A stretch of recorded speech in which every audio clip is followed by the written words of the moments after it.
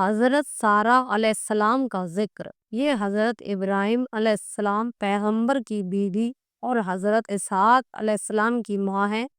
ان کا فرشتوں سے بولنا اور فرشتوں کا ان سے یہ کہنا کہ تم سارے گھر والوں پر خدا کی رحمت اور برکت ہے، قرآن میں آیا ہے۔ ان کی پاک دامنی اور ان کی دعا قبول ہونے کا ایک قصہ حدیث میں آیا ہے کہ جب حضرت ابراہیم علیہ السلام ہجرت کر کے شام کو چلے، یہ بھی سفر میں ساتھ تھے۔ راستے میں کسی ظالم بادشاہ کی بستی آئی۔ اس کمبخت سے کسی نے جا لگایا کہ تیری عملداری میں ایک بیوی بڑی خوبصورت آئی ہے۔ اس نے حضرت ابراہیم علیہ السلام کو بلا کر پوچھا، تمہارے ساتھ کون عورت ہے؟ آپ نے فرمایا کہ میرے دین کی بہن ہے۔ بیوی اس لیے نہیں فرمایا کہ وہ ان کو خاوند سمجھ کر مار ڈالتا۔ جب وہاں سے لوٹ کر آئے، حضرت سارہ سے کہا کہ میری بات جھوٹی مت کر دینا، اور ویسے تم دین میں میری بہن ہی ہو۔ اس نے حضرت سارہ کو پکڑوا لایا۔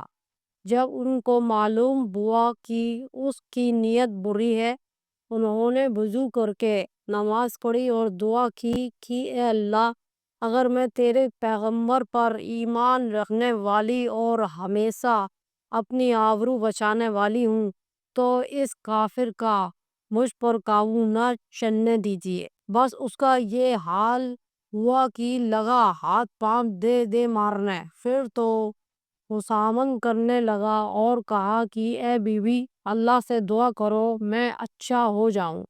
میں پکا وعدہ کرتا ہوں کہ کچھ نہ کہوں گا۔ ان کو بھی یہ خیال آیا کہ اگر مر جائے گا تو لوگ کہیں گے کہ اسی عورت نے مار ڈالا ہوگا۔ غرض اس کے اچھے ہونے کی دعا کر دی، ترنت چنگا ہو گیا۔ اس نے پھر شرارت کا ارادہ کیا، آپ نے پھر بد دعا کی۔ اس نے پھر خوشامد کی، آپ نے پھر دعا کر دی۔ غرض 3 بار ایسا ہی قصہ ہوا۔ عاقل بھلا کر کہنے لگا کہ تم کس بلا کو میرے پاس لے آئے؟ ان کو ودا کرو۔ اور حضرت حاجرہ کو، جن کو آپ نے ظلم سے باندھی بنا رکھا تھا اور وہ قبطیوں کی قوم میں سے تھیں، اور اسی طرح خدا نے ان کی عزت بھی بچا رکھی تھی، خدمت کے لیے ان کے حوالے کیا۔ ماشاءاللہ عزت آبرو سے حضرت ابراہیم کے پاس آ گئی۔ بیویوں دیکھو پرسائی کیسی برکت کی چیز ہے۔ ایسے آدمی کی کس طرح اللہ تعالیٰ حفاظت کرتے ہیں۔